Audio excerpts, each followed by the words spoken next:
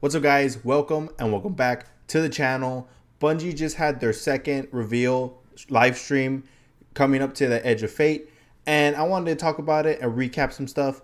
Now I want to start with some of the positives and recapping what happened, and then we'll get into some of the critiques I have about the live stream and the future of this DLC. Before we get into the rest of the video, I want to remind you to hit that sub button. And if you go down in the description, you'll find my Twitch link. I do be streaming over on Twitch, and Edge of Fate is coming up. So be sure to go drop a follow over there and catch me live. We'll be grinding, legendary campaign, PvP, other dungeons and stuff. So go and drop a follow over there, drop us up here, and enjoy the video. So they started off with Kepler and the tier system that they are implementing in this new DLC. First, I want to talk about the tier system and the world tiers. Now, they said that after you complete the campaign, either on the regular difficulty, which is named Brave, or the legendary difficulty, you'll unlock two more tiers, the Fabled and the Mythic. Now, Fabled is the next tier above legendary, so this is going to be harder, it has more modifiers, and then there's going to be Mythic. In this live stream, they showed off the Fabled, and the fire team did have some difficulty with the mission. Now, obviously, we don't know the level of players that were playing. These were the devs, so take that with a grain of salt. I feel like the campaign missions will be difficult on Fabled, although I'm not expecting them to be super difficult. But they did go into talking about the tiers and how you can actually attune certain loot from the vendor, and this will allow you to get the loot you want while you're playing through these world tiers. Now, I think this is going to be somewhat reminiscent of what we have already, where you can, like in Rite of the Nine, where you can attune to a weapon and get drops of that weapon, or in Into the Light, where you could attune to those weapons, stuff like that, just in a different form where you're actually going to be going to the vendor to attune to the vendor engrams. Now, they mentioned that throughout these world tiers, there will be certain areas that will be highlighted for the day. So I'm thinking it's going to be somewhat like a Beyond Light incursion zone.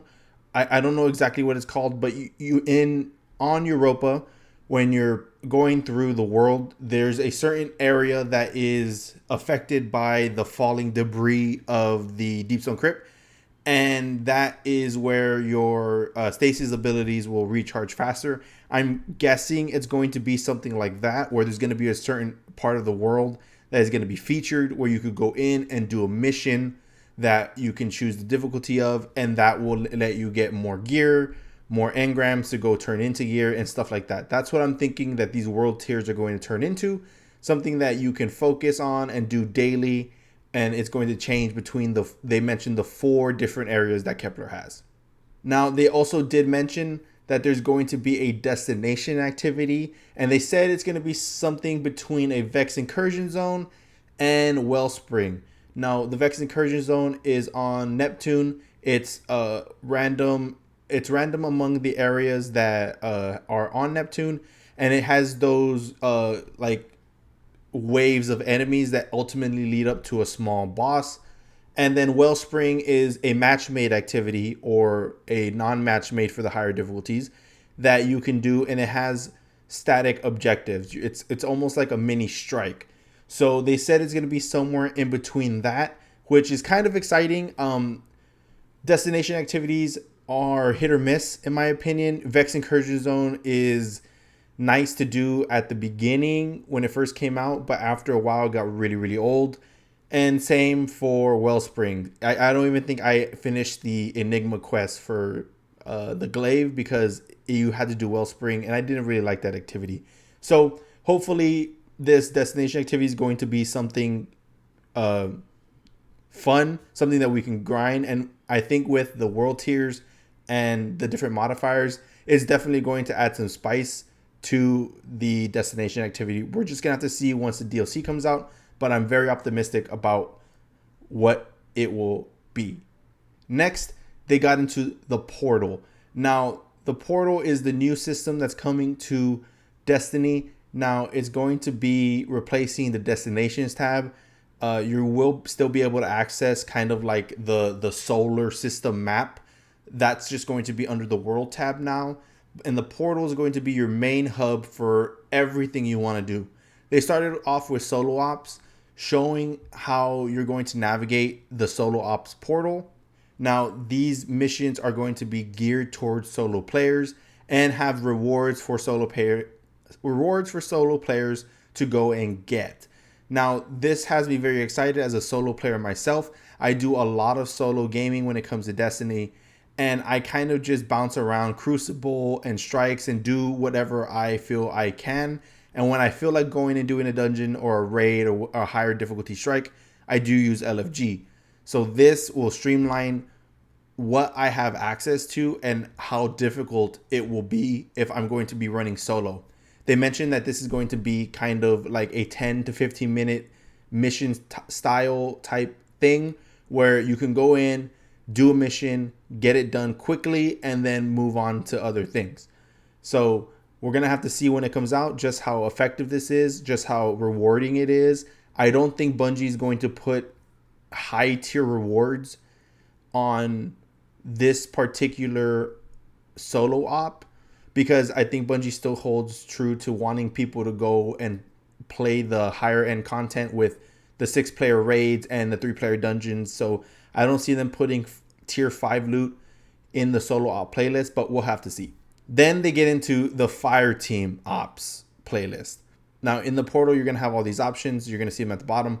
But in the fire team playlist, you'll be able to access things that are going to be 3-player activities, things like strikes and other missions. And here is where things kind of really picked up for the stream.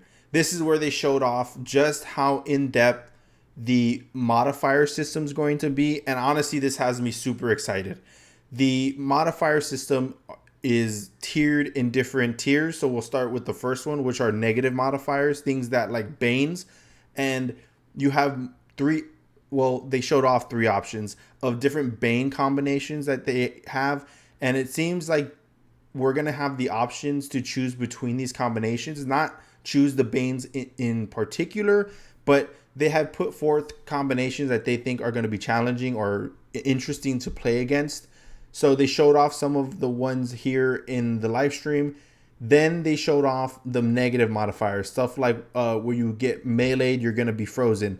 Stuff like no HUD, stuff like you're going to have a timer that you're going to have to get through. And there's one where at a certain distance, enemies are invisible, which it just blows my mind, because I remember playing Destiny 1 where you sat up on Volta Glass and just shot Icebreaker, killed all the enemies, and never had to step foot on the actual encounter. You just shot everything from a distance. And still to this day, Fogoth Nightfall in Destiny 1, where you sit right at the edge of the door with your Icebreaker and just plink plonk away until you killed the boss. I have always not liked that play style, although some things you do need to play like that. Like those things back in the day, it was hard, difficult, but D2 I kind of don't play that way. And so it's interesting to know that there's a modifier out there where you have to play everything close range or you're not going to see them. And I was laughing to myself thinking that's hilarious. Like they're going to be invisible until they're right in your face. Now that's not actually true. They might, you might be able to see them a lot, medium range kind of, but I just thought it was funny. And then they introduced the positive modifiers, which I was so hoping that this was going to happen. I thought the only positive modifiers we were going to get were stuff like surges. You get your damage boost, you get a little bit of resistance maybe. But there are a lot of positive multipliers or modifiers, that do crazy things and synergize. They showed off one, like I said, with negative modifier where you get meleeed by an enemy, you get stasis slowed. Well, they showed off a positive modifier where if you get hit with a melee, you set out an electric shock like AC Defense, the Titan exotics, where you do the shock if you get meleeed. So that synergizes. If you get hit, you not only get slowed, but you also do damage back to the enemy. So I think this is going to open up a lot of different play styles, a lot of different playthroughs, things that will make things interesting and fun. And as you add more modifiers, they showed that the gear you have available to earn goes up in tier. I believe as they were going, they went from like tier 1 to 2 to, and then 3 once they had multiple modifiers on. So this gets me excited because not only does it activate new playthroughs, but I want to see just how difficult activities can get and how quickly people can go through. I think the speedrun community is going to go crazy with these modifiers. I can already see the under 5 minute strike where you had max modifiers, no positive modifiers, like stuff like that. It gets me excited, and I know I'm gonna want to try to do stuff like that. So this seems like a very good change and a good step in the right direction. Now, my only suggestion is if they were to add something like a leaderboard. You know, I know a lot of people have been asking for that for a really long time, and this seems like the perfect time. You have all these different modifiers. You can go, you know, see all these times where people were who was the fastest doing what mission, what modifiers they had, what loadout they had, and just, you know, you can see that. And then if I want to go and try to beat that, I can go and do that exact modifiers with a different loadout or something, copy their modifiers, and then try to beat their time.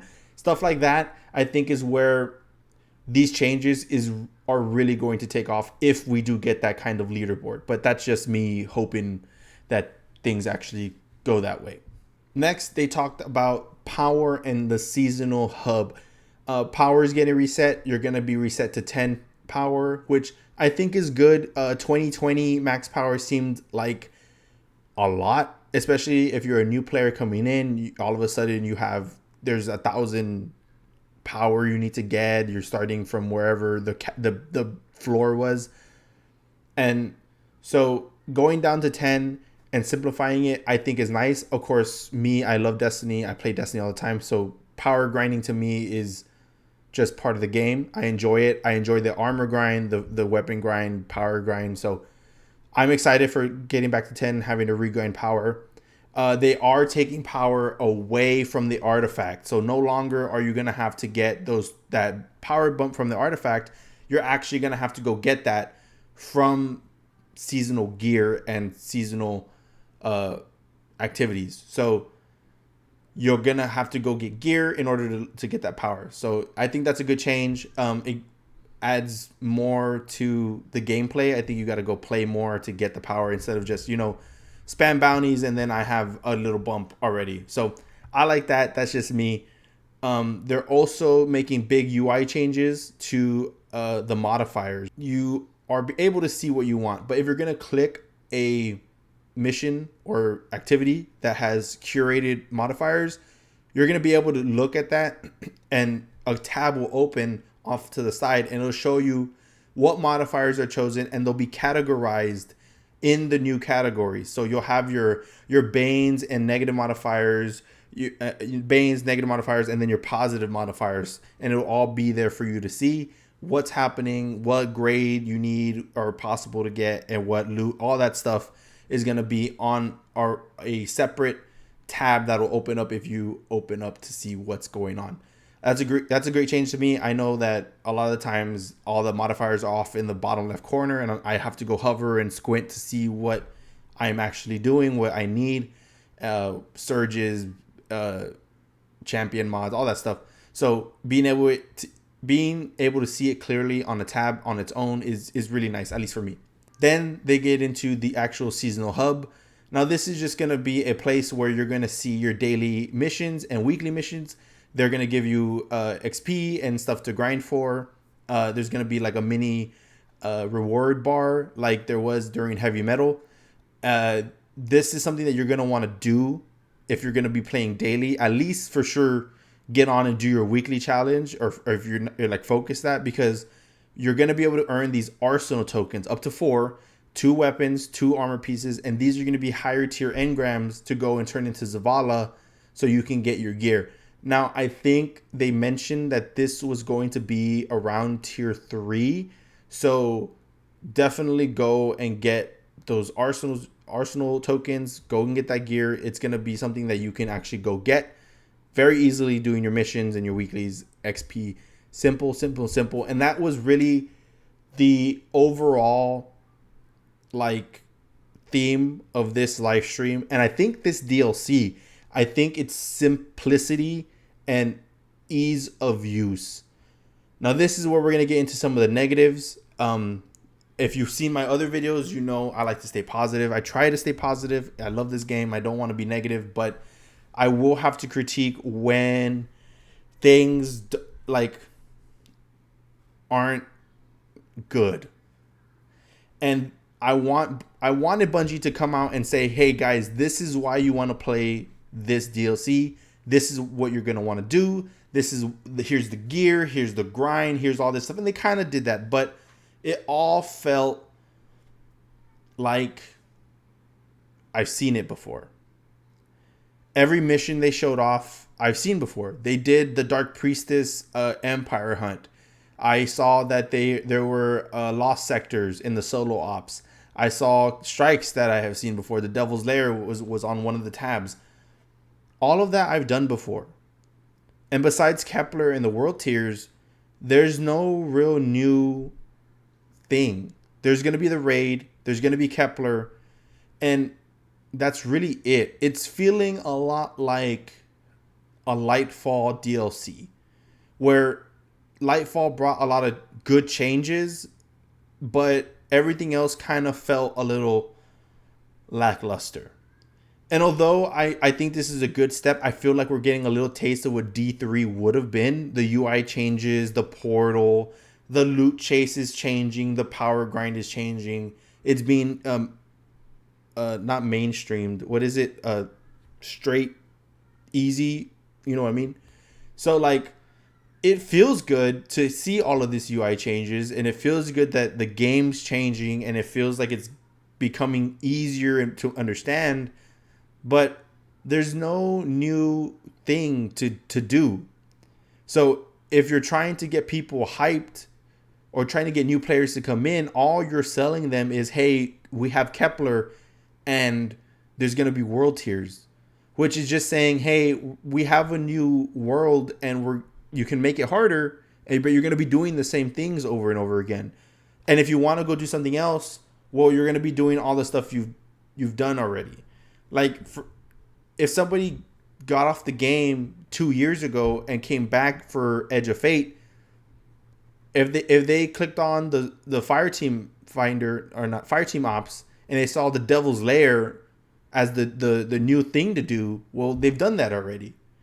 Like, it's not feeling like there's a lot of new things to come. Although I know deep down, I know that the for me at least, the weapon grinding, the armor grinding, the power grinding is going to be great. I love that about Destiny. And that's what I liked about Destiny 1, is that you had to go and grind your armor and all that stuff out. And I'm going to love that. I will. I know I'll play Destiny. But I'm worried about the community as a whole. Are they going to spend the time to go and do that? Are they going to enjoy that? Is that where Destiny needs to go? I don't know. I think that we are taking the steps towards something good. And I think that if the community can survive the Edge of Fate, survive the first week after the raid, then maybe we have a chance. But I think Bungie really needs to hit home run, not only with this release, if there's any issues, because we know when a new DLC releases, Bungie servers are trash. But with that first update too, listen to the response to from the community during that first couple weeks and make those changes. If Edge of Fate drops and everybody is loving all the gear changes and the loot changes, but there's stuff that we think we should get in the first major update, do that. Add that, hey, I'm doing a lot of Empire hunts as solo ops. I would like to do, I don't know, something else. Add that other activity for people to do. But again, like I said, I love Destiny. I'm going to be playing. And I think this is going to be good. I think we're going to end up having some fun with Edge of Fate. Like I said, we'll see you in that first week, but let me know your thoughts in the comments, and I'll catch you in the next one.